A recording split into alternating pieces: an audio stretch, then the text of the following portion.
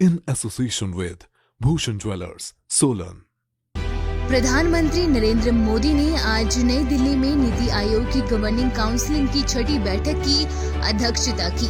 बैठक का आयोजन वर्चुअल माध्यम से किया गया, जिसमें कृषि, अधोसंरचना, विनिर्माण और मानव संसाधन विकास के मुद्दों पर विस्तृत चर्चा की गई। शिमला से इस बैठक में शामिल होते हुए मुख्यमंत्री जयराम ठाकुर ने कहा कि पहाड़ी राज्य होने के कारण हिमाचल प्रदेश में अधोसंरचना सृजित करने के लिए अन्य राज्यों की अपेक्षा अधिक धनराशि और संसाधनों की आवश्यकता है।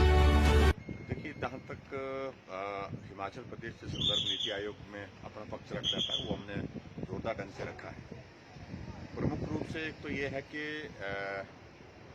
हिमाचल प्रदेश को केंद्र ने मदद की है समय पर, उसके लिए मैं धन्यवाद भी किया।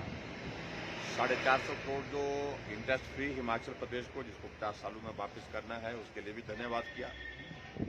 और उसके अतिरिक्त हिमाचल प्रदेश के लिए जो स्पेसिफिक प्रोजेक्ट्स से रिलेटेड हमने बात की, हमने कहा कि प्राइवेट सेक्टर की इन्वेस्टमेंट के लिए हमने इनिशिएटिव लिया था और उसमें 13,600 करोड़ की हमारी ग्राउंड ब्रेकिंग भी हो चुकी है और उसमें हम आगे बढ़ना चाहते हैं। 10,000 की ग्राउंड ब्रेकिंग की तैयारी और हमारी है। और ईज ऑफ डूइंग बिजनेस में हमने हिमाचल प्रदेश ने बहुत बड़ी एक छलांग मारी है, उछाल लिया उसमें, और वो 17वें नंबर से सीधे हम जो है 7वें नंबर पर आए इसमें। तो ऐसी परिस्थिति में एक प्रयत्न हिमाचल प्रदेश में हमने जो किया है, वो प्रयत्न इस दिशा में किया है कि प्राइवेट सेक्टर की इन्वेस्टमेंट भी आए।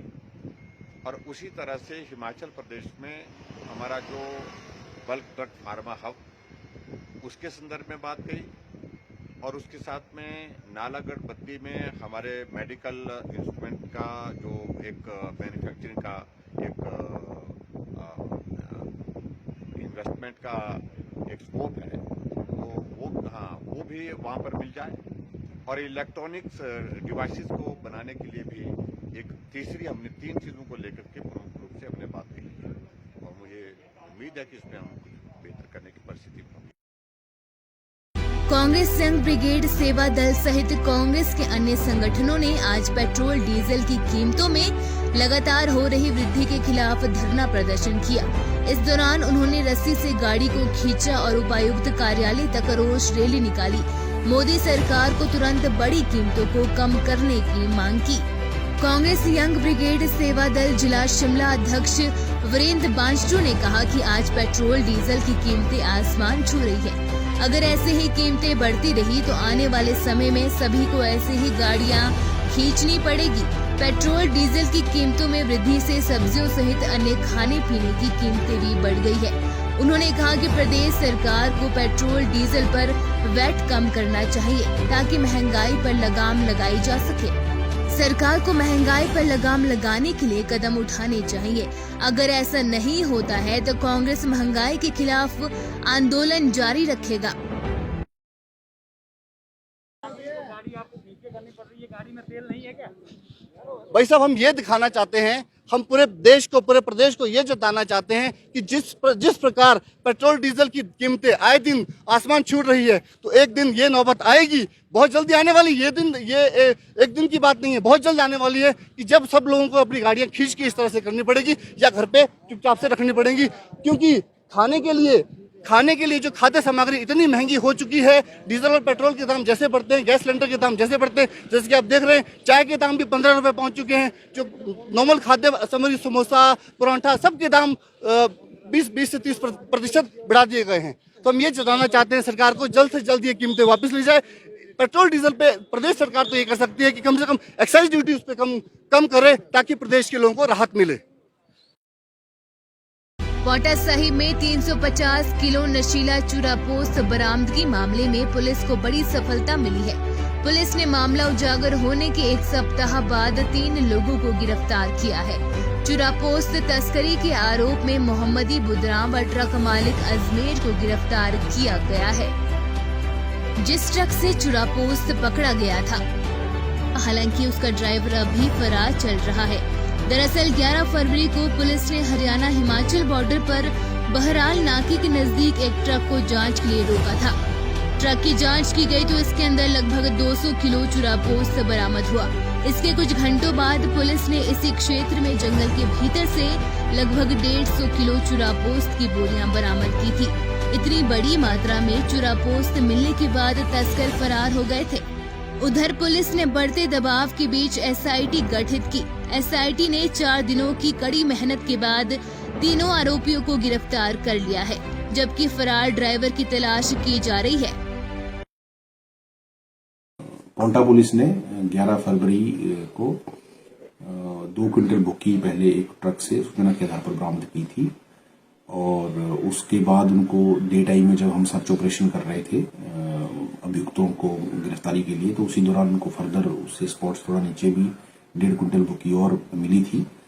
तो इतनी ज्यादा मात्रा में भुक्की जो है इसमें काफी लोगों के स्निग्ध होने की संभावना है। तो इसमें एक एसआईटी एसपी सिरमौर के निर्देशानुसार एक एसआईटी का गठन किया गया था, जिसमें काफी हमारे पुलिस ऑफिसर्स हैं। तो उन्होंने फर्दर अभियुक्तों को पकड़ने के लिए अलग अलग जगहों पे पकड़ की और 3 अभियुक्त इसमें हमने हिरासत में लिए हैं, जिसमें एक तो ट्रक का मालिक है और एक और व्यक्ति है, स्थानीय व्यक्ति है तीनों ही। एक और व्यक्ति है जो कि जिसका इसमें मुख्य आरोपी के रूप में वो सामने आ रहे हैं और बीच में जिन्होंने भुक्की को ट्रांसफर करने में थोड़ा सा हाथ है, तो वो भी एक अभियुक्त है। तो 3 लोग हैं टोटल अभी जो हमने हिरासत में लिया, और भी है इसमें इन्वॉल्व जो हमारे पास डिटेल आई है और हम फर्दर कर रहे हैं। उसको बड़े पैमाने पर हम कोशिश करेंगे कि इसमें हम इसका खुलासा करें और हमें पूरी उम्मीद है कि हम इस नेक्सस को तोड़ने में कामयाब रहेंगे।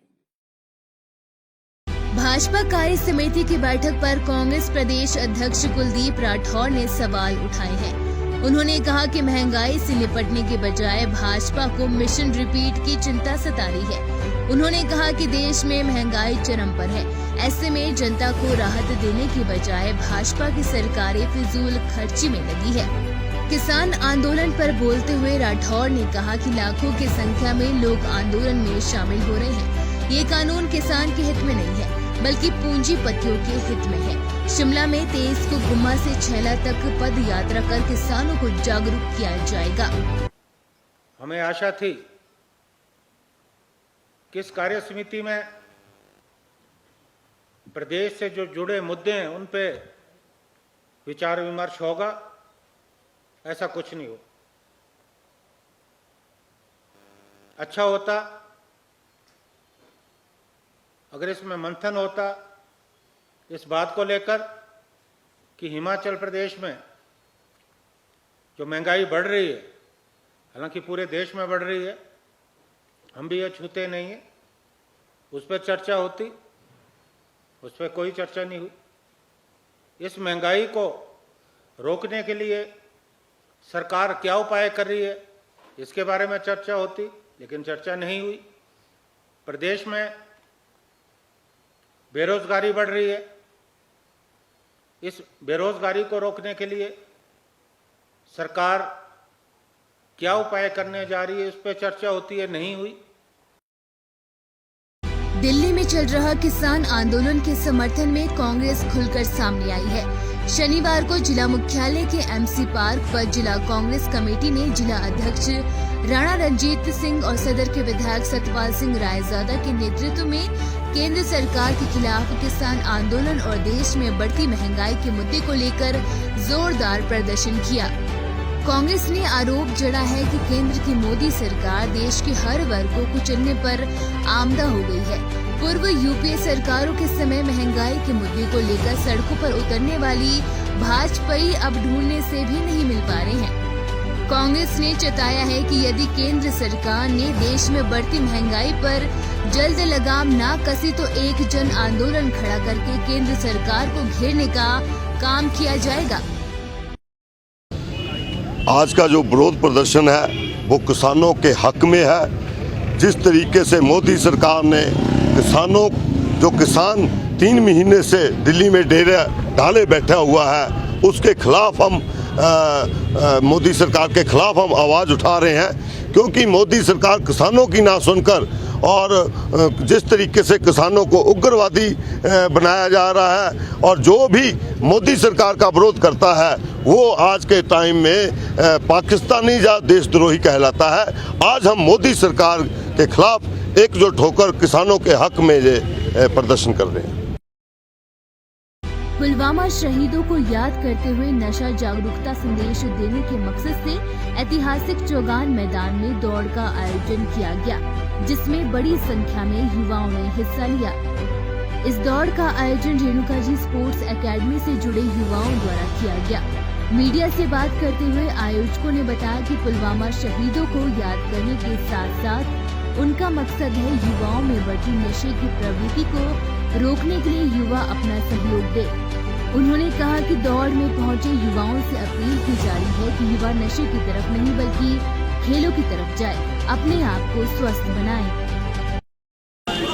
सर, हमने जो आज ये दौड़ का आयोजन किया था, इसमें हमारा मेन मोटिव था कि आजकल के जितने भी युवा साथी हैं वो नशे की ओर ज़्यादा आकर्षित हो रहे हैं। तो हमने इस उद्देश्य से इस दौड़ का आयोजन किया कि ज़्यादा से ज़्यादा युवा नशा छोड़कर खेलों के क्षेत्र में आगे आएँ।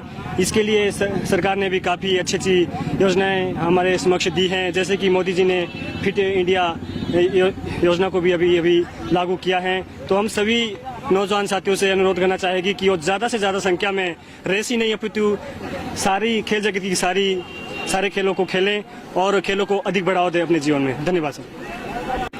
और इसका मेन मोटो था पुलवामा हमले में जो शहीद हुए उनको श्रद्धांजलि के लिए, और जो हमारे युवा पीढ़ी नशे की ओर जा रहे हैं, हम उन युवा पीढ़ी को स्पोर्ट्स की तरफ खींचने के लिए हमने ये प्रतियोगिता छोटी सी रखी थी, जो कि उसमें सैकड़ों प्रतिभागियों ने भाग लिया और 1600 और 5000 की जो भी 1600 होगी है और 5000 की अभी करवाने जा रहे हैं हम। पत्रकार जहां पत्रकारिता के क्षेत्र में अपनी अहम भूमिका निभा रहे हैं, वहीं युवा पीढ़ी को नशे से दूर रखने के लिए भी समय समय पर विभिन्न प्रकार की खेल गतिविधियों व अन्य कार्यक्रमों को आयोजित करवाकर सामाजिक कर्तव्य भी निभा रहे हैं। इसी कड़ी में बाघल प्रेस क्लब द्वारा अर्की में 2 दिवसीय क्रिकेट ट्रॉफी प्रतियोगिता का आयोजन किया जा रहा है, जिसका शनिवार को अर्की के पूर्व विधायक गोविंद राम शर्मा द्वारा पहले मैच का शुभारंभ किया गया, जबकि समापन के अवसर पर जल शक्ति विभाग के अधिशासी अभियंता कंचन शर्मा मौजूद रही। मुख्य अतिथि गोविंद राम शर्मा ने आयोजकों सहित प्रतियोगिता में भाग लेने वाली टीमों के खिलाड़ियों को बधाई दी। उन्होंने कहा कि इस प्रकार के आयोजनों से छिपी हुई प्रतिभाओं को आगे आने का अवसर मिलता है, साथ ही खेल कूद गतिविधियां व्यक्ति के स्वास्थ्य के लिए भी लाभप्रद रहती है। खेल शारीरिक दृष्टि से स्वास्थ्य के लिए ठीक रहता है, वहीं आपस में भाईचारा भी से बढ़ता है, और इसके लिए मैं योगेश शर्मा जी ने बहुत मेहनत की, इनको बहुत बहुत बधाई देता हूं। आप सभी जो यहाँ आए हैं, आप सबको बहुत बहुत बधाई। और मैं आपसे यही निवेदन करूंगा कि आप जिस लगन के साथ यहाँ पे पहुंचे हैं, ईमानदारी के साथ वो खेल को आगे बढ़ाने का प्रयास और आपस में भाईचारा पूरे अर्की के अंदर, पूरे प्रदेश के अंदर भाईचारा बना रहे, उसको लेकर जो आप एक कार्य कर रहे हैं, इसके लिए सभी आयोजकों को भी और खेल प्रेमियों को भी बहुत बहुत बधाई। केंद्र सरकार की महत्वपूर्ण प्रधानमंत्री किसान सम्मान निधि योजना के तहत सिरमौर जिला को देश भर में दूसरा स्थान मिला है। दरअसल केंद्र सरकार द्वारा योजना से जुड़ी किसानों की समस्याओं के निवारण के लिए 7 दिन का समय निर्धारित किया गया था, जिसके त्वरित निराकरण में जिला दूसरे स्थान पर रहा है। मीडिया से बात करते हुए जिला उपायुक्त डॉक्टर R.K. परूथी ने बताया कि किसान सम्मान निधि योजना के तहत जो भी शिकायतें आई थी उसका 3 दिनों के भीतर निराकरण किया गया, जिसके लिए जिला सिरमौर को दूसरे स्थान पर आंका गया है।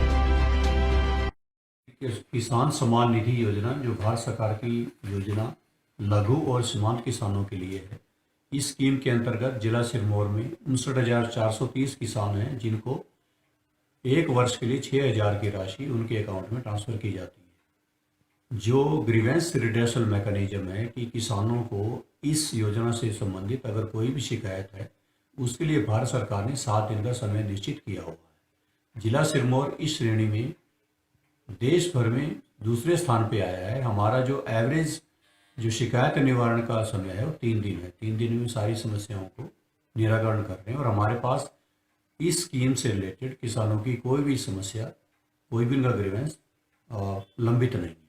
तो भारत सरकार से जिला सिरमौर को इस कैटेगरी में 2nd अवार्ड के लिए मनोनीत किया।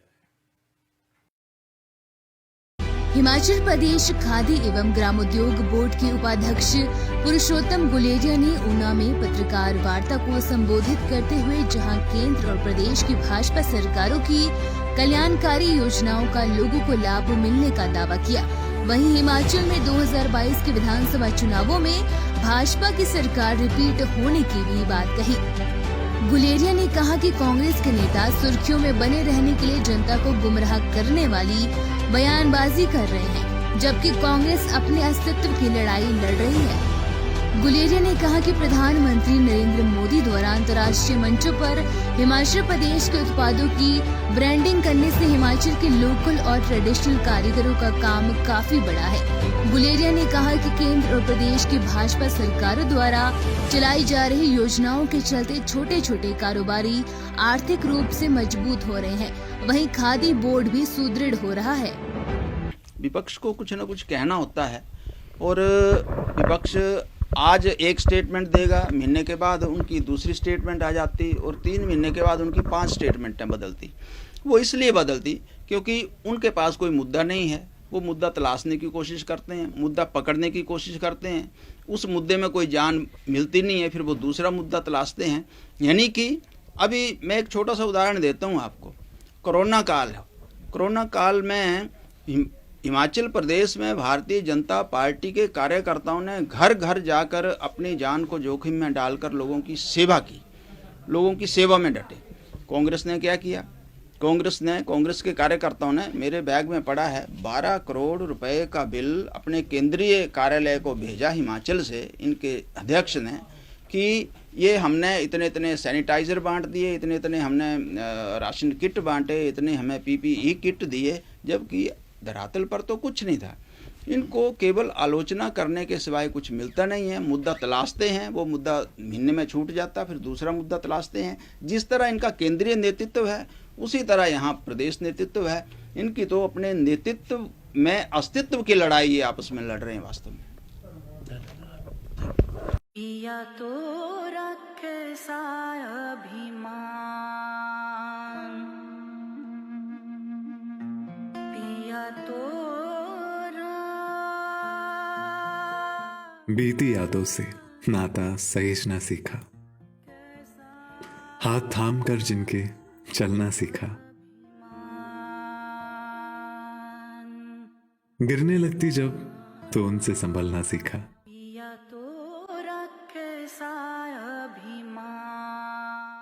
उनकी डांट से खुद को तराशना सीखा।